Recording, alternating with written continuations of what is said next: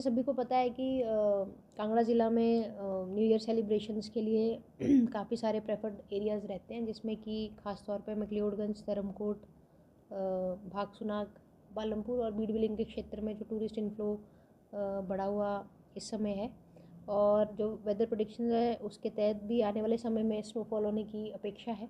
उसी को देखते हुए जो टूरिस्ट इनफ्लक्स है वो काफ़ी इस वीक हम एरिया में एक्सपेक्टेड है। और ऑलरेडी जो है लगभग 500 व्हीकल्स जो हैं ऑलरेडी मैक्लियोडगंज धर्मकोट के एरिया में, और लगभग 150 से 200 व्हीकल्स ऑलरेडी जो है भीड़ के क्षेत्र में जो है टूरिस्ट व्हीकल्स ऑलरेडी अभी पहुंच चुके हैं।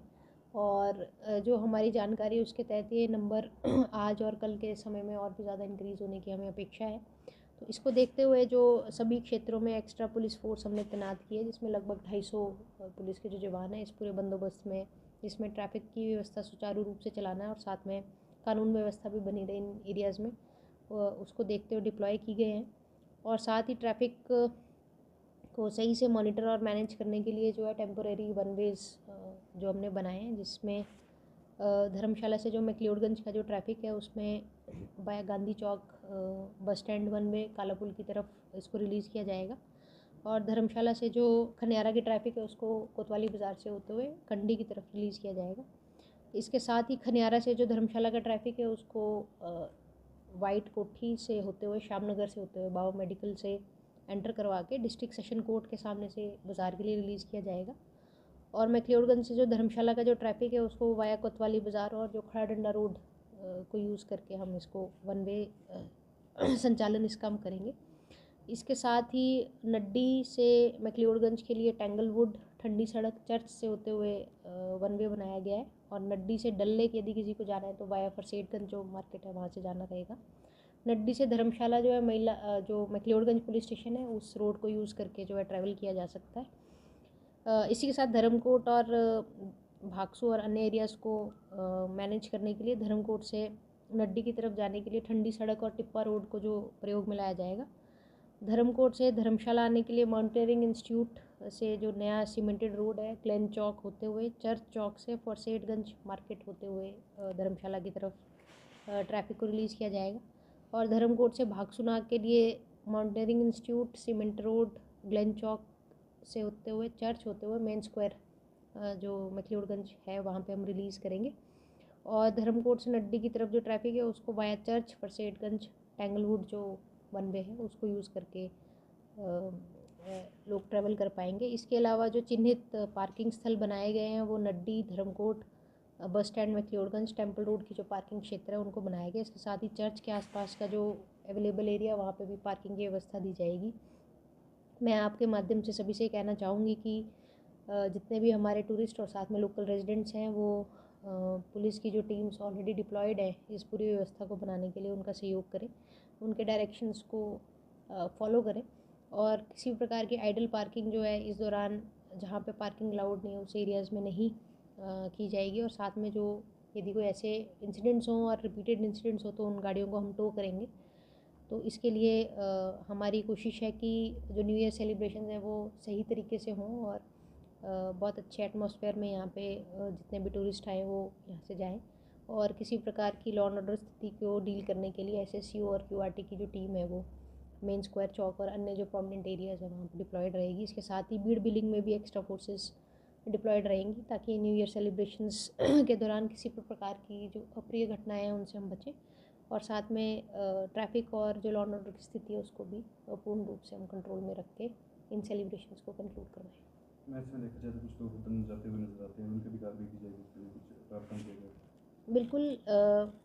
देखिए कांगड़ा ज़िला जो है बहुत ही एक प्रेफर्ड डेस्टिनेशन हमेशा से रहा है और इस बार स्नोफॉल और अन्य जो फैक्टर्स हैं उनको ध्यान में रखते हुए हमें उम्मीद है कि भारी मात्रा में टूरिस्ट यहाँ पे विज़िट करेंगे। और कल के दिन देर रात तक जो है सेलिब्रेशंस का माहौल रहता है डिफरेंट एरियाज़ में। और कांगड़ा पुलिस की अपेक्षा और उम्मीद यही है कि ये सेलिब्रेशंस बहुत अच्छे माहौल में और बहुत अच्छे मेमोरीज़ के साथ लोग यहाँ से जाएं।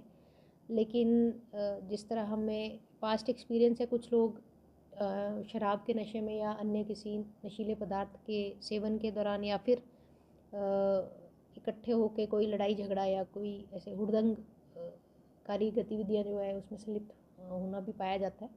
तो उसको ध्यान में रखते हुए QRTs और SSU की टीम स्पेसिफिकली इन्हीं तरह के जो एंटी सोशल एलिमेंट्स हैं उनको डील करने के लिए देर रात तक, जब तक सेलिब्रेशंस चलेंगी, ये एरिया में इस तरह की पेट्रोलिंग टीम्स और स्टेशनरी टीम्स एक्टिव रहेंगी। और हमारी कोशिश ये है कि ये जो सेलिब्रेशंस हैं बहुत अच्छे से हों और किसी प्रकार की कोई अप्रिय घटना या कोई ऐसी घटना जो स्थिति को तनावपूर्ण करे या लॉ एंड ऑर्डर की स्थिति में कोई बाधा डाले, उससे हम बचें।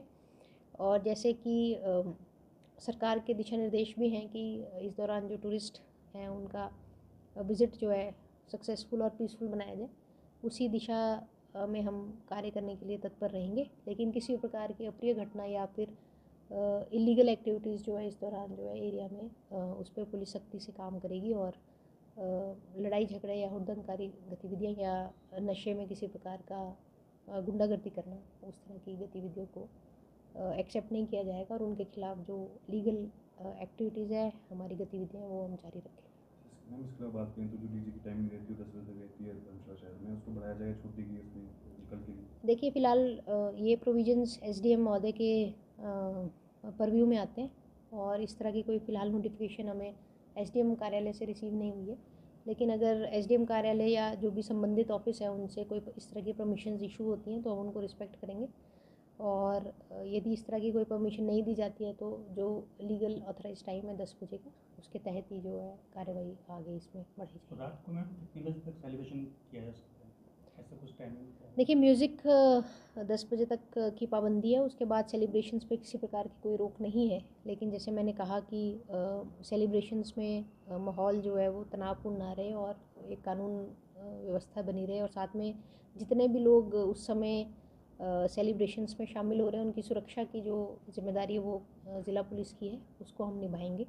और सेलिब्रेशंस में किसी प्रकार का कोई टाइमिंग फ़िक्स नहीं किया गया है, लेकिन जैसे हर बार का हमारा एक्सपीरियंस रहा है, लगभग मिडनाइट के बाद ये क्राउड अपने आप डिस्पर्स होने स्टार्ट हो जाता है। इस बार भी हम वही अपेक्षा हम कर रहे हैं।